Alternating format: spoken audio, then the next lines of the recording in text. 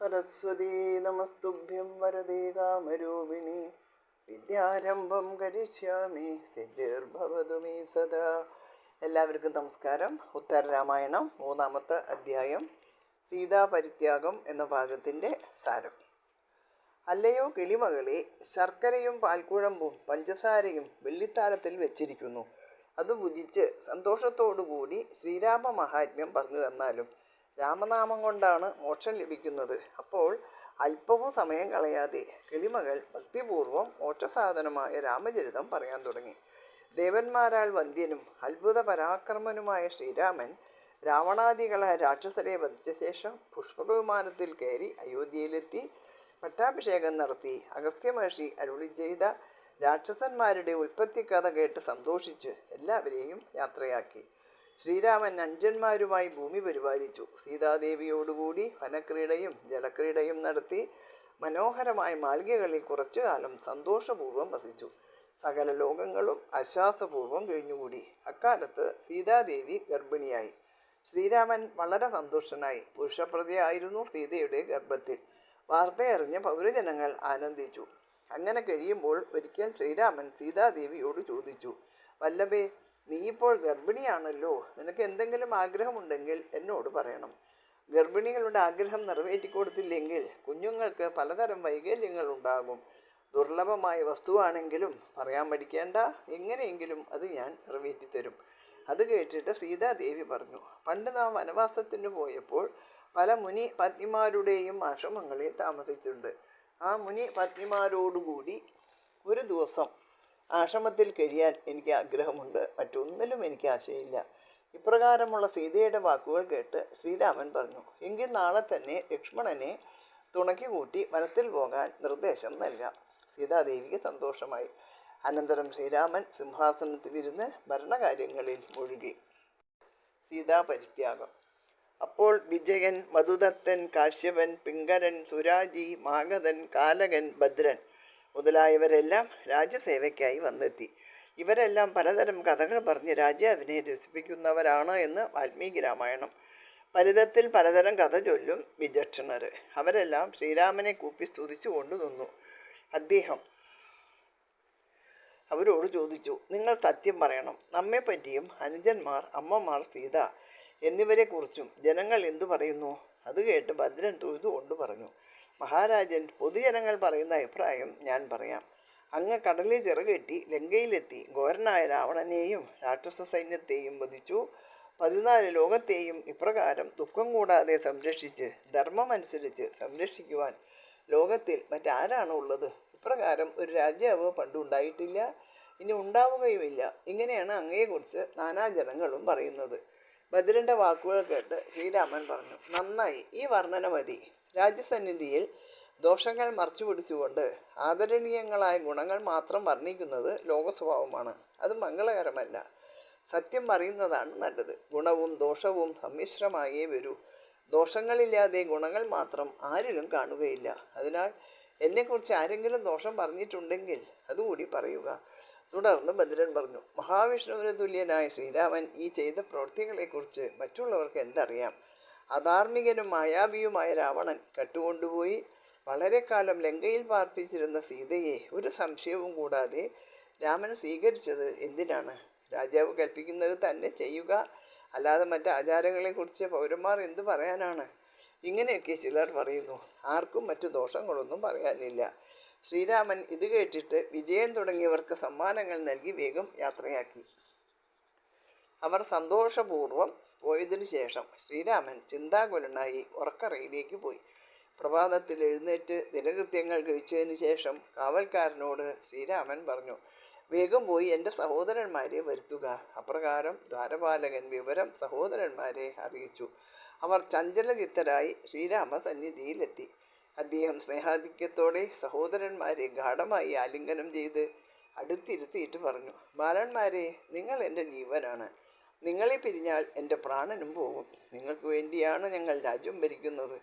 ഞാൻ ദശരഥൻ്റെ മകനായി ഭൂമിയിൽ ജനിച്ച് ധർമ്മപരിപാലനം നടത്തി സൂര്യവംശത്തിന് ഒരു കളങ്കവും വരുത്താതെ ജീവിച്ചു. ശ്രേഷ്ഠന്മാരായ ജനങ്ങളുടെ ആദരവിന് ഞാൻ പാത്രമായി.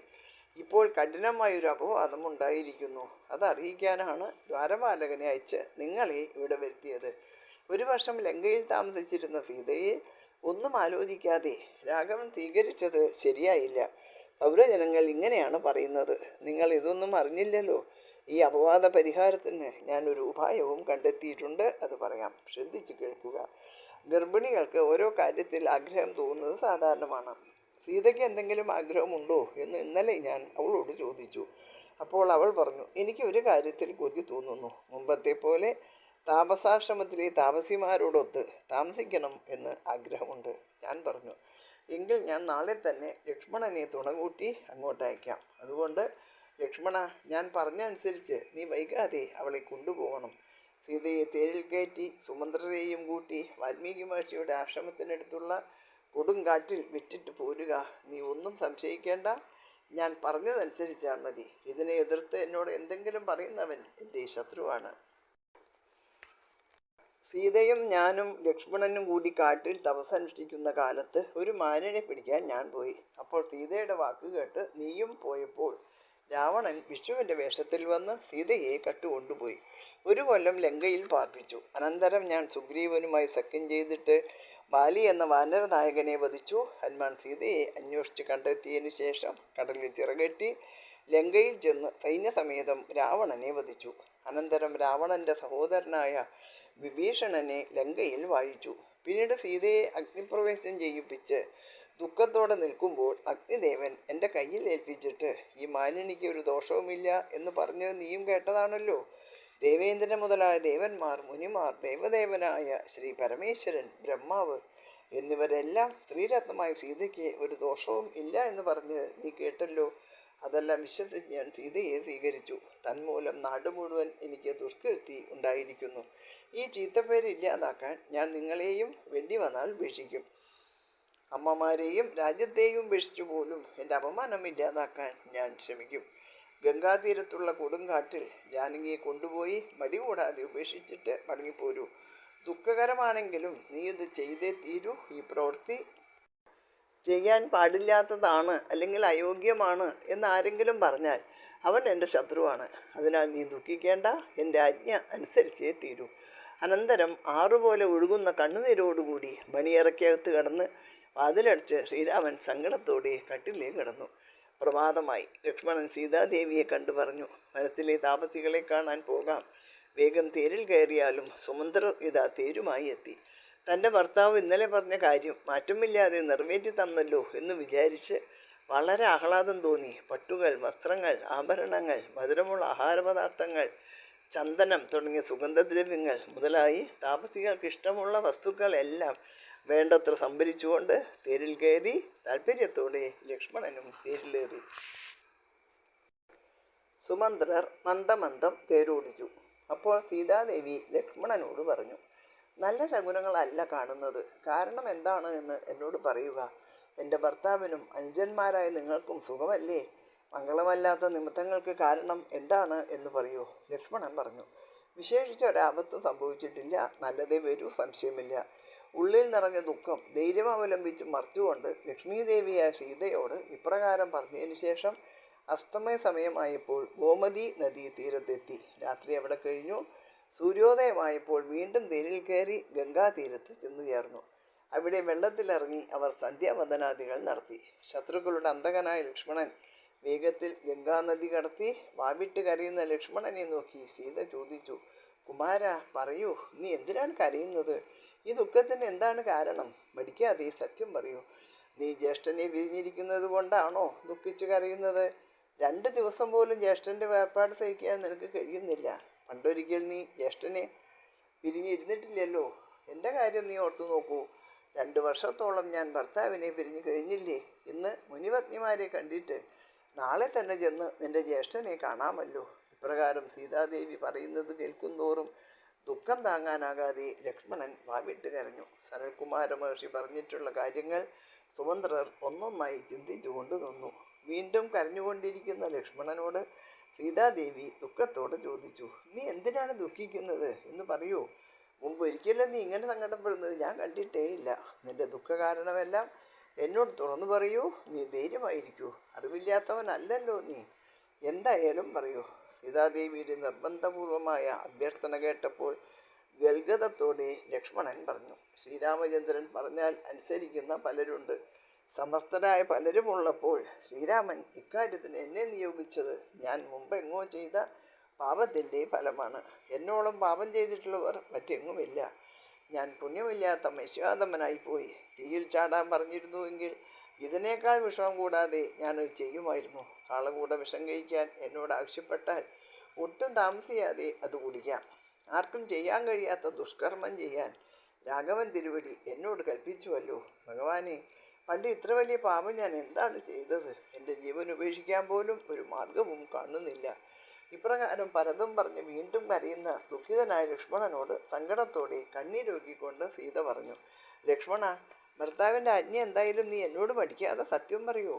ലക്ഷ്മണൻ പറഞ്ഞു, ഇന്ദ്രവടിയോട് ഞാൻ എന്താണ് പറയേണ്ടത്? എൻ്റെ മനസ്സ് എന്തുരുകുന്നു. ചിന്തിക്കും തോറും ദുഃഖം വർദ്ധിക്കുന്നു. ഈ ദുഃഖശമനത്തിനായി ചെന്തിയിൽ ചാടുകയോ വിഷം കുടിക്കുകയോ എന്താണ് ചെയ്യേണ്ടത്? ഇങ്ങനെ പറഞ്ഞ് കരയുന്ന ലക്ഷ്മണനോട് ഭൂപുത്രിയായ സീത സങ്കടത്തോട് പറഞ്ഞു, എൻ്റെ ഭർത്താവ് നിന്നോട് ആജ്ഞാപിച്ച കർമ്മം എന്തായാലും മടി കൂടാതെ എന്നോട് പറയൂ.